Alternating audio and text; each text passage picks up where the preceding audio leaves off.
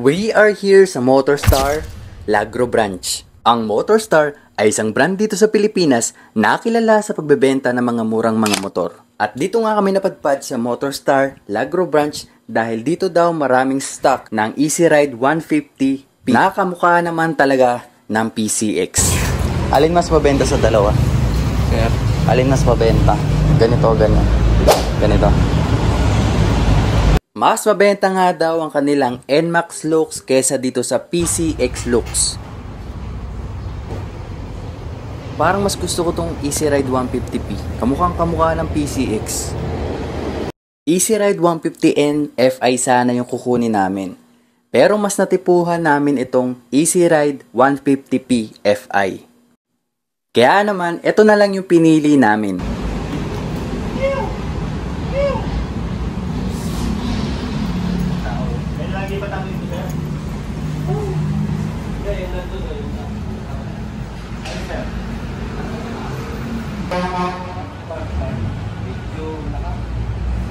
Meron kami nakita dito na Motorstar ADV style. Eto sana yung kukunin namin kaso wala pa daw itong papel. Kaya sa mga nag-aabang nitong ADV style, pag-ipunan nyo na habang hindi pa nare-release. Kung gusto nyo ng ADV pero kulang kayo sa budget, itong Motorstar ADV ang bilhin nyo.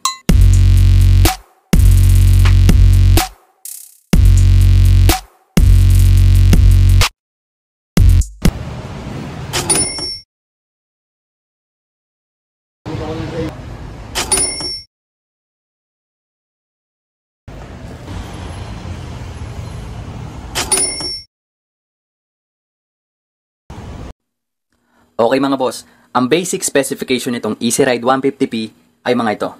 All LED lighting system, comfortable seat design, front disc brake, front storage compartment with cover, full digital meter display, kill switch function, large capacity storage, LED taillight and signal light, modernized design key with light, naked handlebar, rear bracket mount ready, rear disc brake, stylish passenger footrest, and USB charging port.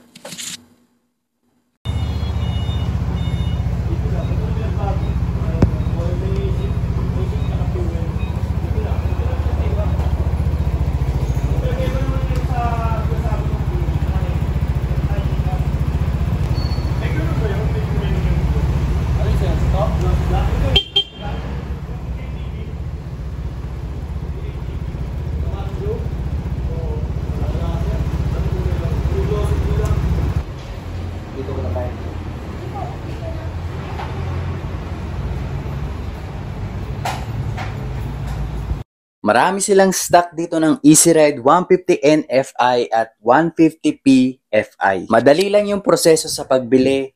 Less than an hour, na-release na yung papel at pwede na namin ilabas.